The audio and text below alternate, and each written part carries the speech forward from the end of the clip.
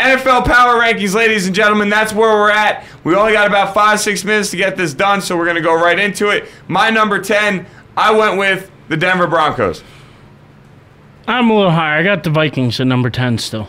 The Vikings at number 10. I had a hard time putting them in at number 10 after I felt like they gave you a disappointing performance against Arizona. I thought they would have been a little bit better performance. They won, though, didn't they? Yeah, they won 21-14. They did, but Ponder threw some dumb interceptions, and the deciding touchdown was a pick to the house. That was even dumber throw by Skelton. I mean, it was a game of ugly quarterback performances, pretty much. I know where you're coming from with Minnesota, though. AP and that run defense, it's a hell of a combo. Yeah, I had the Broncos a little bit higher, but number 9, I got the Patriots. Number 9, I have the Steelers. I got the Patriots a touch higher. I don't. The Patriots, to me, they've looked a little off. They played some close games against teams that they shouldn't be playing close games with. They eked out a win over the Jets. They just don't seem like the same team right now. They have blown back-to-back fourth quarter leads. They don't sound like the same team to me. Like Brady's saying some things too, like, "Oh, well, maybe the fans have been spoiled," and you're supposed to do this. You're one of the top 3 quarterbacks in the league. You're supposed to be great every year. Yeah. That's just what people expect. And he hasn't been himself this year, so for that reason, I had to put him at 9. Yeah, I went Pittsburgh at 9 for the fact that, they still got some injury issues. They're weak at running back. Their wide receivers seem to like to fumble the ball. Their defense does not, without Polamalu, is just not the same defense. I don't really care if James Harrison's playing or not. Polamalu is the difference maker on that team. So I got Pittsburgh at 9. I got the Ravens at 8. I dropped them back pretty dramatically compared to last week when I think I had them at like 4 or 5. I dropped them down to 8. The shellacking against Houston last week, Dallas should have beat them. Dallas owned them statistically. So Dallas should have beat them. They get owned by Houston. The injuries to Ray Lewis and Ladarius Webb, the lack of the ability to give Ray Rice the ball. The combination of all those different things, I still think they're one of the top 10 teams in the NFL. But I just couldn't put them in my top 5, and I dropped them all the way back to 8. I got the Broncos at 8. Okay. Broncos a little higher than you had them. Peyton Manning's had the team playing well. He's got 2 fourth-quarter comebacks already. Leading them, starting to look more Peyton Manning-esque as the season goes on. The Broncos are going to win the West out there. They're going to be a strong team. I like the Broncos. The only issue I have with the Broncos and why I put them at 10 is for the fact that every game they played this year, they've trailed by 2 touchdowns or more. And they constantly in the first half just do not look like a team that almost cares to be there. Like, it's sad to say with a Peyton Manning quarterbacked offense, but that offense and defense almost looks like they could care less about being there in the first half. Like, they like to be behind and then see if they can make a comeback.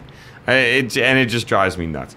I had the Patriots at 7, which knocks them back from where I had them a few weeks ago, but same feeling with you on the concept that they're losing to teams that they shouldn't lose to, or, Seattle they shouldn't have lost to. They're playing in close games that they shouldn't be in. I mean, we're used to seeing this team blowing teams out by 3 touchdowns.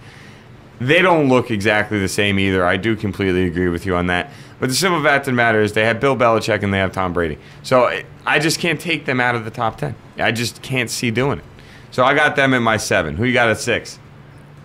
Well, I didn't give you my 7. Oh, you didn't? Sorry. My bad. Packers. Packers at 7? Packers at 7. They're climbing back in. They've had 2 strong weeks in a row where they've started to look like the Packers again. Offense is starting to click. I had to put them at 7. At 6 is where I had the Ravens. Ah, okay. Up a little bit higher than you, but down from where I've had them all year long. It's the lowest I've had them ranked. I still think that this was just chalk it up to a bad game. Everybody can have one. Everybody knows you're not going to go undefeated throughout the season. This happens to be their second loss, but they're still 5-2. They're one of very few teams, one of 2 or 3 teams to be over 500 in the AFC. In the AFC, yeah. So and they're still so tough. I don't care if they got blown out this weekend. They're still not a team I would want to face. Yeah. So I got them at 6. Actually, 5 out of my final 6 teams in my top 6. Well, 5 out of my top 6 teams are all NFC teams.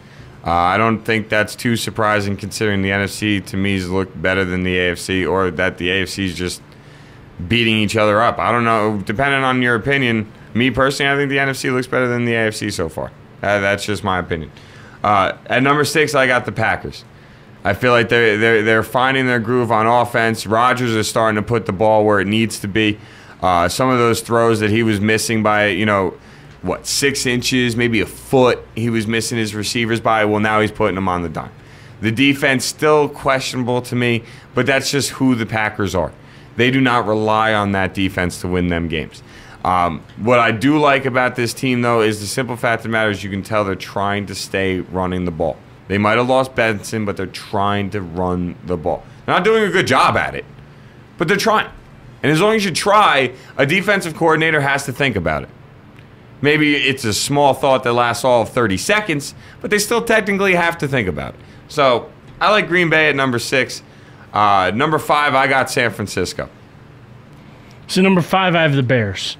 Okay. And it's because they're playing so well right now, but I still look at them as a team that can get beat by any of the 4 teams I have above them.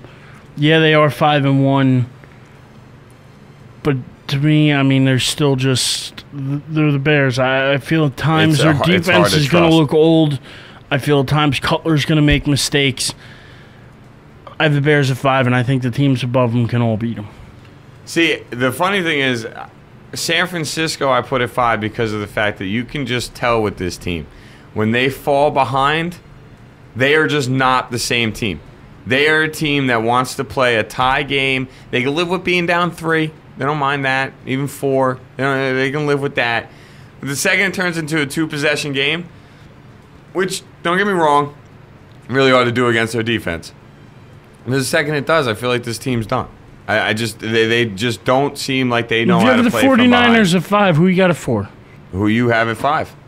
I told you I have the Bears at 5. I'm telling you that I have at 4 who you have at 5. I wasn't trying to ask you who you have at 5. My bad. I have the Bears at 4. This defense has like 23 turnovers through 7 games. They have, 6 defensive touchdowns already on the season.